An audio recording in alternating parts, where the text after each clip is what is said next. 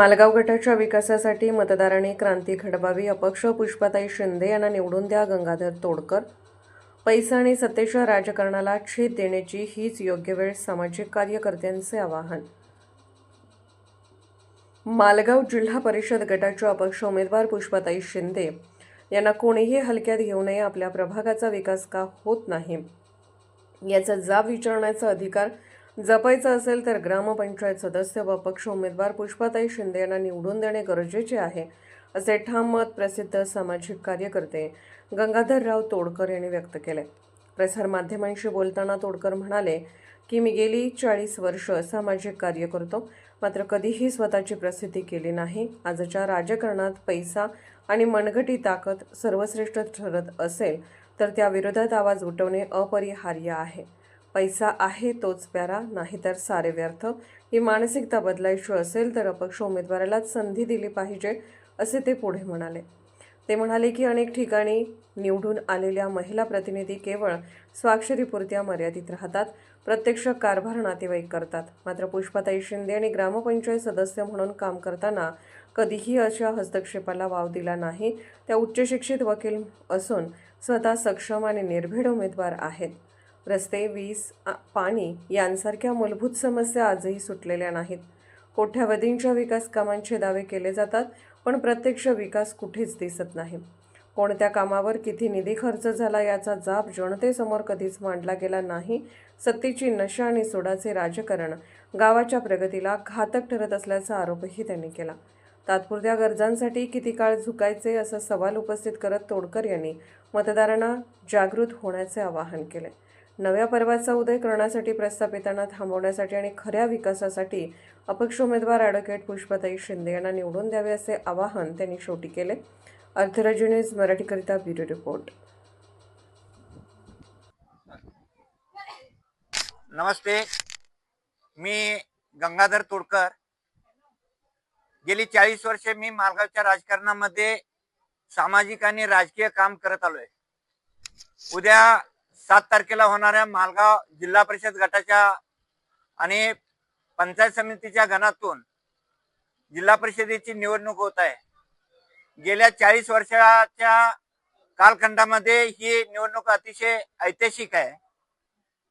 निवडणुकीच्या माध्यमातून मी मालगावच्या तमाम मतदारांना एक विनंती करतो की सार्वजनिक जीवनामध्ये काम करत असताना आपल्या बरेच काही कार्यकर्ते आज सार्वजनिक जीवनामध्ये काम करतायत. आम्ही राजकारण करत असताना किंवा समाज काम करत असताना मालगावच्या जनतेचा विकास कसा होईल, सर्वांगीण विकास कसा होईल, हा दृष्टिकोन डोळ्यासमोर ठेवून आम्ही सार्वजनिक जीवनात काम करतोय. मी तर 40 वर्ष सत्तेच्या राजकारणापासून दूर राहून माझ्यापर्यंत कुणाकुणाच्या समस्या येतात त्या समस्या सोडवण्याचा प्रयत्न करतोय. पण आज उद्या होणाऱ्या जिल्हा परिषद मतदारसंघाच्या निवडणुकीच्या माध्यमातून सर्वच पक्षांनी यासाठी उल्लेख करतो की धनशक्ती विरुद्ध जनशक्ती हा आता आपल्यामध्ये सामना होणार आहे मालगावच्या जिल्हा परिषदेमध्ये. आज आमच्या बरोबर जे ह्या पॅनल मधनं आम्ही जे उमेदवार उभे केलेत, एका क्रांतिकारकाची मुलगी आहे ज्यांनी स्वातंत्र्य लढ्यासाठी आपलं योगदान दिलं, त्या भाऊसाहेब विरोजींच्या त्या कन्या आहेत. आज त्या सातत्याने 15-20 वर्ष राजकारणामध्ये काम करतायत. माझे वडील पण स्वातंत्र्य सैनिक होते.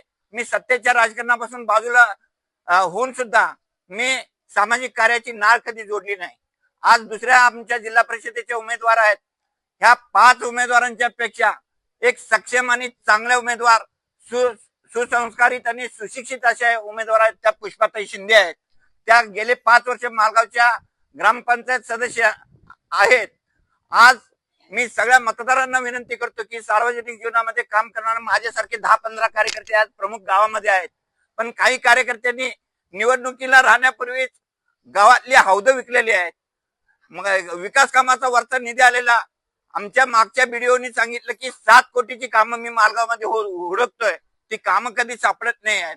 आज प्रकाश उपसा सिंचन योजनेचं कर्जमाफी असेल, मी असेल, बाहुबली पाटील असतील, सुनील चिप्परगे असेल, अशोक कुपाडे असतील, सुरेश अण्णा खोलकुंबेंच्या नंतर आम्ही 50 कोटीची भूविकास बँकेची कर्जमाफी माझ्या प्रयत्नानं मी केलोय, पण आज भलतेच लोक आपलं बडवून घ्यायला लागलेत. आम्ही केलोय.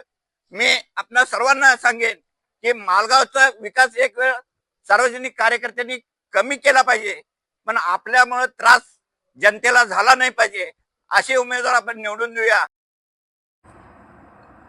अर्धराज्य न्यूज चॅनलला लाईक करा, शेअर करा आणि सबस्क्राईब करा.